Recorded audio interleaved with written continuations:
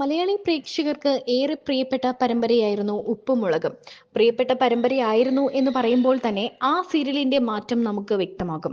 ഇന്ന് ഉപ്പും മുളകിന് പഴയ ആരാധകരില്ല, ആരവങ്ങളില്ല. പഴയ പ്രേക്ഷകർക്ക് ആർക്കും ഇപ്പോൾ ഉപ്പും മുളകിനോട് വലിയ താല്പര്യമില്ല എന്ന് വേണമെങ്കിൽ പറയാം. ബാലുവും നീലുവും മക്കളും അടങ്ങുന്ന ഒരു സന്തുഷ്ട കുടുംബം. അവിടെ ഉണ്ടാകുന്ന ചെറിയ ചെറിയ പൊട്ടിത്തെറികളും വഴക്കുകളും കുസൃതികളും പൊട്ടിച്ചിരികളും അങ്ങനെ എല്ലാം നിറഞ്ഞ ഒരു വീട്, അതായിരുന്നു ഉപ്പും മുളക് സീരിയൽ. കൊച്ചുകുട്ടികൾ മുതൽ മുതിർന്ന ആളുകൾ, പ്രായമായവർ വരെ ഏറ്റവും ഇഷ്ടത്തോടെ കണ്ടുകൊണ്ടിരുന്ന ആ സീരിയലിന് എന്ത് പറ്റിയെന്ന് ഇപ്പോഴും ആർക്കും മനസ്സിലാകുന്നില്ല. ഉപ്പും മുളകിലെ താരങ്ങൾ മാറുകയാണ് എന്നാണ് പുതിയ റിപ്പോർട്ട് പുറത്തു വരുന്നത്.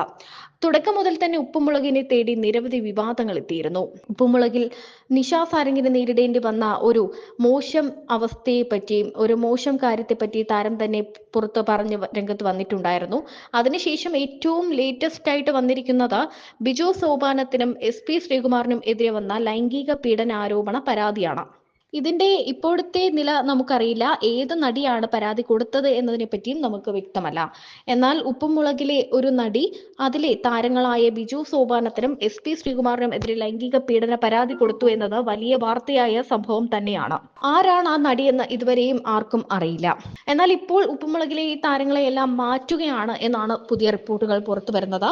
ഉപ്പുമുളകിലെ പ്രധാന താരങ്ങളായ ബിജു സോപാനവും SP ശ്രീകുമാറും മാറുകയാണ്. പകരം ബിജു സോപാനത്തിന് പകരം എത്തുന്നത് ജയകുമാർ പരമേശ്വരനാണ് എന്നാണ് പുതിയ റിപ്പോർട്ടുകൾ. അനൂപ് ശിവസേനനാണ് ശ്രീകുമാറിന് പകരം എത്തുന്നത്. സ്ഥിരീകരിക്കാത്ത വാർത്തയാണ് പുറത്തു വരുന്നത്. ഇവർ ആണ് ഇപ്പോൾ അഭിനയത്തിലേക്ക് ഉപ്പുമുളകിലേക്ക് എത്തുന്ന പുതിയ താരങ്ങൾ എന്നാണ് പുറത്തു വരുന്ന റിപ്പോർട്ട്. എന്നാൽ ഇവരെ എങ്ങനെയായിരിക്കും പ്രേക്ഷകർ മുന്നോട്ടെടുക്കുക? ബാലുവായിട്ടും എങ്ങനെ SP ശ്രീകുമാറിനെ മറ്റൊരു കഥാപാത്രമായി നമ്മൾ എങ്ങനെ കാണും?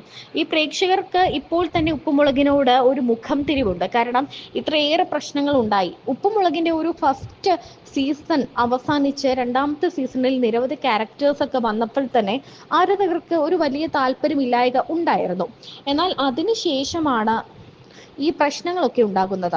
ബിജു സോപാനത്തിന് പകരം മറ്റൊരു നടനെ ബാലുവായി കാണാൻ പ്രേക്ഷകർക്ക് ഇഷ്ടമുണ്ടാകുമോ എന്ന കാര്യത്തിൽ വലിയ സംശയം തന്നെ ഇപ്പോഴും ഉണ്ട്. കാരണം ഇത്രയേറെ വർഷങ്ങളായി, ചെറിയ കുട്ടിയായിരിക്കുമ്പോൾ മുതൽ ഉപ്പുമുളകിലെ പാറുക്കുട്ടിയൊക്കെ ഇപ്പോൾ ഇച്ചിരി വലിയ കുട്ടിയായി. ആ ഒരു സീസൺ തൊട്ട് ഒരു വർഷങ്ങളായി കാണുന്ന ഒരു പരമ്പരയാണ് ഇത്. അതിലെ കുട്ടികളെല്ലാം വലുതായി.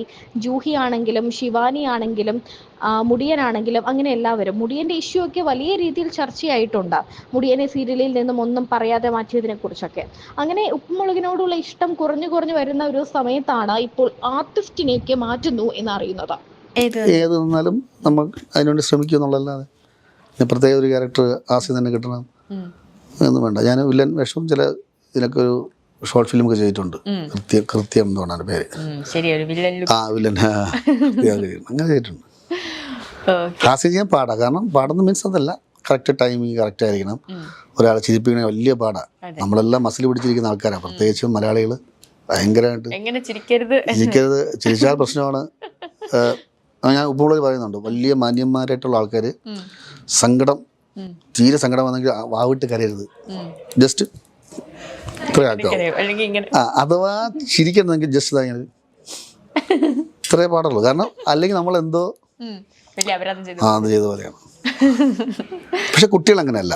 ഈ കുട്ടികൾ ചിരിച്ചത് കൊണ്ടാണ് ഈ നമ്മൾ ചെയ്യുന്ന പ്രോഗ്രാംസ് ഒക്കെ, ഏത് സിനിമ എടുത്തോളൂ, കുട്ടികൾ മനസ്സ് തുറന്ന് ചിരിക്കുകയും. ഇപ്പം ഏറ്റവും കൂടുതൽ പേടിയുള്ള സിനിമകൾ കാണുന്ന ആരാ? കുട്ടികളാണ് അല്ലേ? അനബെല്ല, മറ്റൊന്നും എന്തൊക്കെ പേര് എന്നെ അറിഞ്ഞോളൂ എനിക്ക്. അനബെല്ല അതൊക്കെ കാണുന്ന ആൾക്കാർ ആരാ? കുട്ടികളാണ് സ്വയം. അങ്ങനെ അവരിൽ ഒന്നുമില്ല. അവരെങ്ങനെ ഞാനിങ്ങനെ പഴയ ബോൺ സ്റ്റോക്കർ ഡ്രാക്കുളയെ കണ്ടിട്ടുണ്ട്. അനവരങ്ങനെ എനിക്ക് പേടിയൊന്നുമില്ല. പണ്ട് രാജമാണിക്യം എന്ന് പറഞ്ഞ സിനിമയിൽ ചേട്ടൻ അഭിനയിച്ചു. അയ്യോ, പിന്നീട് ആൾക്കാർ ഇപ്പോഴാണ് കണ്ടതായിട്ട്. അതാണ് നമ്മൾ ചെയ്തിരുന്നത്. എപ്പോഴെങ്കിലും അറിയും. അത് നമ്മുടെ വീടിൻ്റെ എൻ്റെ ഒരു ഫ്രണ്ടാണ് ഡയറക്ടർ ഭുവൻ ചേട്ടൻ. അപ്പം ഭുവൻ ചേട്ടൻ ഞാൻ പറയും, ചേട്ടാ നാടകത്തിൻ്റെ ഇടയിൽ കൂടെ നമ്മൾ ഏത് സെറ്റിൽ പോയി നമ്മൾ ചാൻസ് ചോദിച്ചാലും കാവല സാറ് പുറത്താകും. കാരണം സാറ് പറയുന്നത്, നിങ്ങൾ ഇവിടെ നിന്ന് നാടകം പഠിക്കുക, നിങ്ങൾക്ക് എപ്പോഴെങ്കിലും ഡയറക്ടേഴ്സ് കണ്ട് നിങ്ങളെ വിളിക്കും, അപ്പോൾ നിങ്ങൾക്ക് ഒരു അവസരം കിട്ടും. അപ്പം നിങ്ങളെയോ തിയേറ്ററിനോ അറിയുന്ന ആൾക്കാരെ മാത്രമേ നിങ്ങൾ വിളിക്കത്തുള്ളൂ, അല്ലാതെ ആൾക്കാരെ നിങ്ങൾ വിളിക്കത്തില്ല.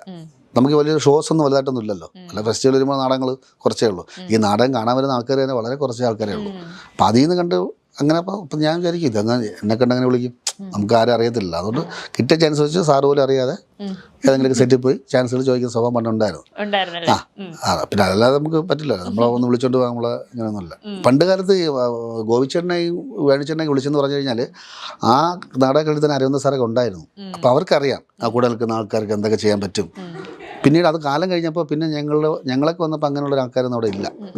അല്ലെങ്കിൽ നമ്മൾ നാടകം കാണുന്ന വലിയ ഡയറക്ടേഴ്സൊന്നും ഇല്ലായിരുന്നു. മലയാളത്തിൽ തന്നെ എനിക്ക് തോന്നുന്നില്ല ഉണ്ടെന്ന് അറിയില്ല. അങ്ങനെ എങ്കിൽ നമ്മൾ അവിടെ നിന്ന് വിളിക്കുമായിരുന്നു. തീരെ തെറ്റില്ലാത്ത ആൾക്കാരാണല്ലോ അവിടെ ഉള്ളത്, അല്ലെങ്കിൽ സാർ അവിടെ നിർത്തത്തില്ലല്ലോ. ഇത്രയും വർഷം അവിടെ നിൽക്കുന്ന ആൾക്കാരല്ല. അപ്പോൾ അങ്ങനെയുള്ള അവസരങ്ങൾ കിട്ടാതെ ഞങ്ങൾ ചാൻസ് ചോദിച്ചു അതൊക്കെ ഇറങ്ങി. അങ്ങനെ ബോബൻ ചേട്ടനെ പരിചയപ്പെട്ടപ്പോഴും പുള്ളി പറഞ്ഞു, ഇങ്ങനെ ഒരു സംഭവമുണ്ട്, നീ പിറ്റേന്ന് തന്നെ പൊള്ളാച്ചി എവിടെയാണോ ഷൂട്ട് കയറി വരാൻ പറഞ്ഞു. അങ്ങനെ ഞാൻ കുറച്ച് വൈകി ചെന്നപ്പോൾ എൻ്റെ ഒരു വേഷം വേറെ ആൾ ചെയ്തു, സന്തോഷ് ചെയ്തു. പുള്ളി ഇന്ന് മരിച്ചുപോയി, സന്തോഷ് പോയില്ലേ, മരിച്ചുപോയ പുള്ളി ചെയ്തു. പുള്ളിയാണ് ഈ ഷൂട്ട് ചെയ്യുന്ന സംഭവം. അപ്പോൾ ഞാനാണ് ഇയാളെ കൊണ്ടുപോകുന്നത്. കണ്ടറിയാലോ ഇപ്പോൾ കാരണത്ത് കയറ്റിങ്ങനെ അയ്യാ ഒഴുക അപ്പത്തും കയ്യാ മണ്ടയിൽ ഉടച്ച് മണ്ട ഉടഞ്ചാച്ച് ഏതാவது ആശുപത്രി കൊണ്ടുപോയാ എന്നൊക്കെ പറഞ്ഞാൽ തമിഴ് ഡയലോഗ് അതങ്ങ് കാണാൻ ഞാൻ പഠിച്ചു. അപ്പോൾ അവന് ഡയലോഗ് ഇല്ല, അത് സന്തോഷിന്, എനിക്ക് ഡയലോഗ് ഉള്ളൂ. അപ്പോൾ ഞാൻ വിചാരിച്ചു രക്ഷപ്പെട്ട് താമസിച്ചൊന്ന് രക്ഷപ്പെട്ട് ഡയലോഗ് ഉണ്ടല്ലോ എന്ന് പറഞ്ഞു. അപ്പോൾ ഡയലോഗ് പറഞ്ഞപ്പോൾ ഡയറക്ടർ പറഞ്ഞു, സന്തോഷം നിൽക്കി ബിജുവിന് തീർന്നു, സന്തോഷം നിൽക്കി നാളെ സന്തോഷം മമ്മൂക്കയുടെ കോമ്പിനേഷനാണ് പറഞ്ഞു. അതോടെ അവർ രക്ഷപ്പെട്ടു. അങ്ങനെയാണ് കഥയുണ്ട്. രാജമാണിക്യം ഞാൻ കാണാൻ പോയപ്പം വീട്ടുകാരൊക്കെ വിളിച്ചോണ്ട് പോയി. അപ്പോൾ അവർ പെട്ടെന്ന് മിന്നി പോയി. അപ്പോൾ ഇതിനാണ് നീ ഇത്രയും എന്നെ വിളിച്ചോണ്ട് ഭയങ്കര വിഷമമൊക്കെ ആയിപ്പോയി. അപ്പോൾ നമ്മൾ പറയും നമ്മുടെ സമയം വരും എന്ന് പറഞ്ഞു. പിന്നെ മമ്മൂക്കയൊക്കെ പരിചയപ്പെട്ട ഈ കാര്യമൊക്കെ പറഞ്ഞു. പിന്നെ അങ്ങനെ 18-ാം പടിയിൽ മമ്മൂക്കയോട്ട് അഭിനയിച്ചുള്ള സംഭവമൊക്കെ ഉണ്ടായി.